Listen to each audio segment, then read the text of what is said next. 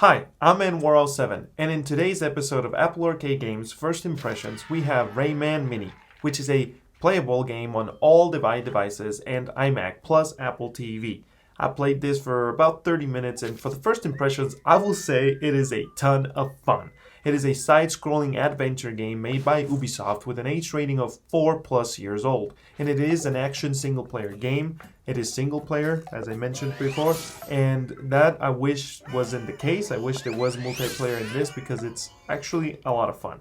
And weighing around 350 plus megabytes on iOS and about half a gigabyte on Mac. As you can see, you can play as any of the 4 characters, and you can change their outfits by playing the game and collecting the corresponding tokens that allow you to unlock the outfits. I love that it's based on playtime and skill rather than how long I can resist to not using my wallet, like it is with most mobile games nowadays.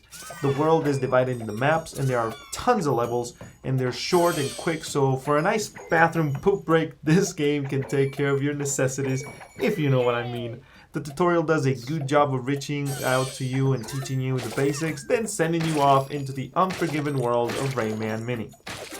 At the end of each level, you will be treated to an end screen, which you can fast forward if you like, but it will show you how many of the golden fairy thingamajiggies you collected, which I wasn't able to collect more than 99 in any given level in my first try, so this game does force you to try a few times on the same level even after you have passed it.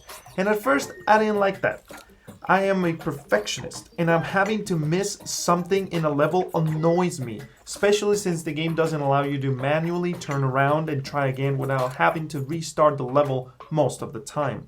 The only way to turn around is if you use a current on the water or something in the world to get you to turn around, like you jump off a wall.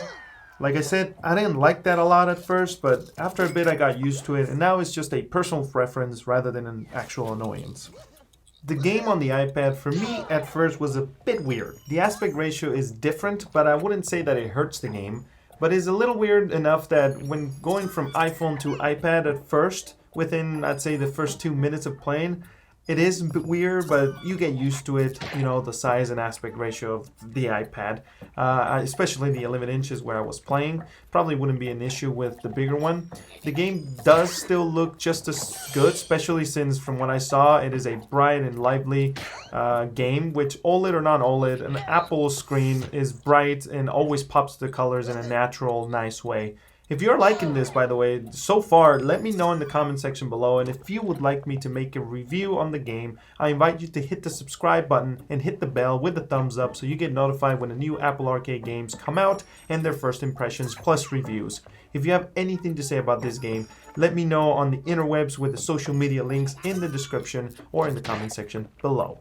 As you saw earlier, the spikes actually make Rayman get all bloated and inflate to the point that he's popping, you know, he pops like a balloon, which I find it funny, and actually happens with the other characters too, and they have their own set of animations too. The combat is done in a side-scroller melee typical fashion, as you can see, and at least at the start there isn't much of it since the focus is mostly platforming. To finish, I do have to say that the game wouldn't sync my save file at first to the Mac, and that was annoying, since the last few games that I've done my testing on work on the first try. But besides that, and the lack of graphic settings, the game runs smoothly and looks great, and the controls are good on the keyboard. It seems you don't use the mouse at all, since you can traverse the terrain with arrow keys and spacebar, plus to select menu items there is this funny frog thingy that slaps whatever it is that you select on the screen for menu selection. The majority of my testing was done in the adventure mode, but the challenge mode that was added about 2 months ago was fun, by the way, and it is sort of a survival game mode with mini challenges within itself, and the surviving seemed fun and challenging, honestly, so I can recommend giving this game a try. And that is it for me today, guys. I will see you all on the next video. Peace.